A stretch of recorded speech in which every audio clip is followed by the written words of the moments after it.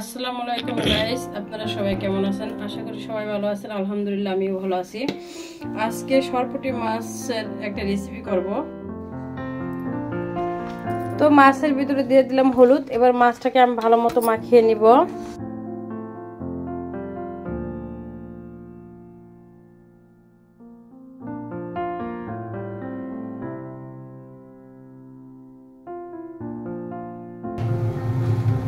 আমার কড়াইটা গরম হয়ে গেছে, আমি মাছটা দিয়ে দিচ্ছি।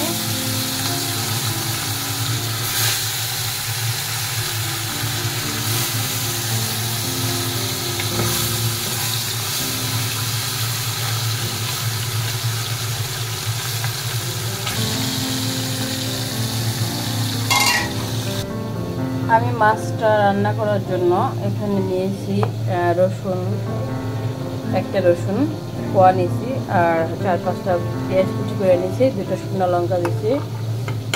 এটা ভালোভাবে আমি একটা পেস্ট করব ব্লেন্ডারে। তো এর সাথে দিয়ে দেবো আমি শুকনো মরিচ। আপনারা ঝাল যেরকম খাইবেন সো এরকমভাবে দিবেন। আমি এতটুকু দিয়ে দিলাম। এখন এটাকে আমি পেস্ট করে নেব ব্লেন্ডারে।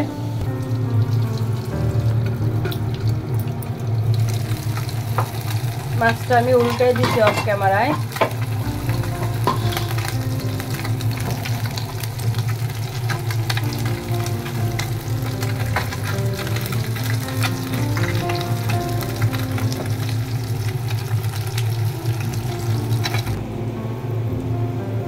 মাছগুলো আমি সব ভেজে নিলাম।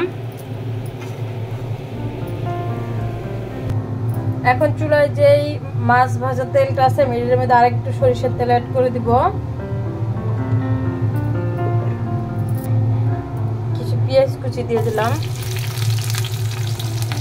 এটাকে আমি ব্রাউন কালার করে ভেজে নেব।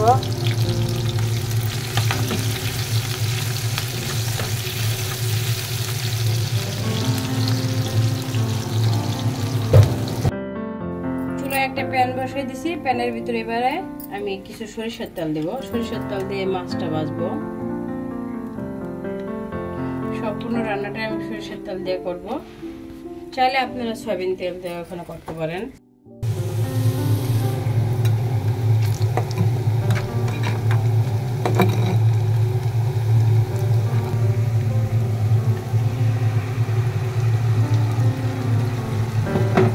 এটা আমি ভালোভাবে মিশিয়ে ভেজে নেব।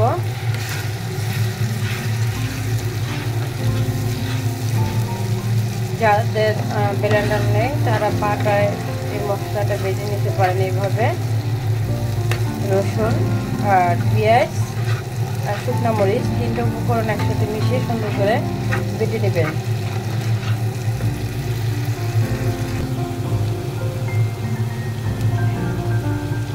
আমি একটু লবণ দিয়ে দেব।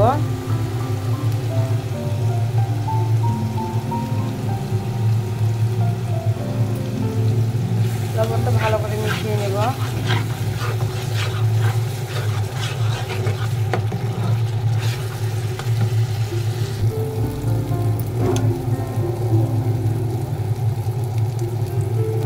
দেখেন আমার মশলাটা ভাজা হয়ে গেছে। এখন আমি এটার মাঝে একটু পানি দিয়ে দেব। বেশি পানি দিব না, কারণ মশলা আমি এটার মাঝে আর কোনো কিছু অ্যাড করব না। এই 3টা উপকরণ দিয়েই আমি এই তরকারিটা রান্না করব। এটা সিম্পল তরকারি, মানে সিম্পল হলেও এই জিনিসটা খেতে অনেক মজা লাগে। আপনারা একবার হলেও ট্রাই করে দেখবেন। একবার হলো আপনারা বাসায় এই জিনিসটা ট্রাই করে দেখবেন, এতটা মজা লাগবে। এই মাছটা বলেন, তেলাপিয়া মাছ বলেন, তারপরে পুঁটি মাছ বলেন, টাকি মাছ বলেন, এসব মাছ যদি আপনি এইভাবে একবার রান্না করে খান তাহলে বুঝবেন যে আসলে মুখে স্বাদটা লেগে থাকার মতো। আমি পানিটা দিয়ে দিছি যাতে সব জায়গায়।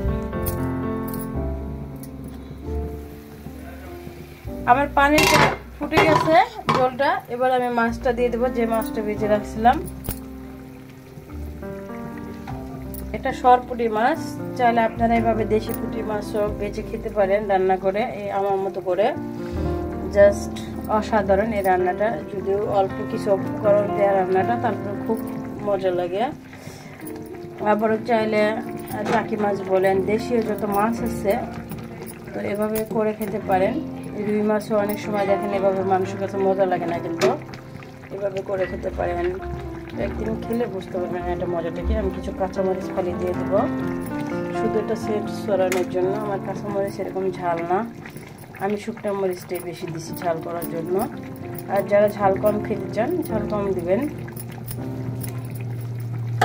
তো এখন আমি এটাকে ভালো করে মানে ঝোলটা ফুটিয়ে নেব। তো আমার তরকারিটা মোটামুটি হয়েছে, আরও টানাবো, শুকনা শুকনা করব। হইতে থাক, পরে আপনাদের দেখাইতেছি। তরকারিটা আমার হয়ে গেছে দেখেন। এখন আমি দিয়ে দেবো কিছু ধনিয়া পাতা।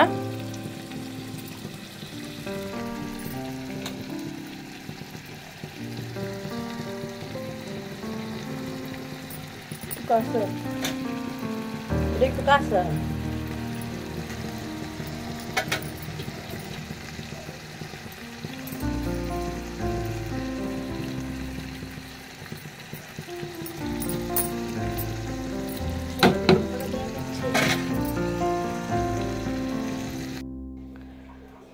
তো আজকের মাছ রান্নাটা আমার এই পর্যন্তই ছিল। মাছের রেসিপিটা কেমন লাগলো আপনাদের কাছে?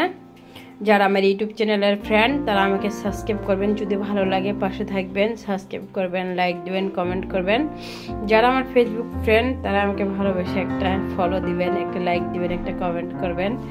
আর যদি এটাকে নিয়ে কোনো প্রশ্ন থাকে সেটাও আমাকে জানাতে পারেন। তো আজকের ভিডিওটা এই পর্যন্তই ছিল। ভালো থাকবেন সবাই, আমার জন্য দোয়া করবেন। আল্লাহ হাফেজ।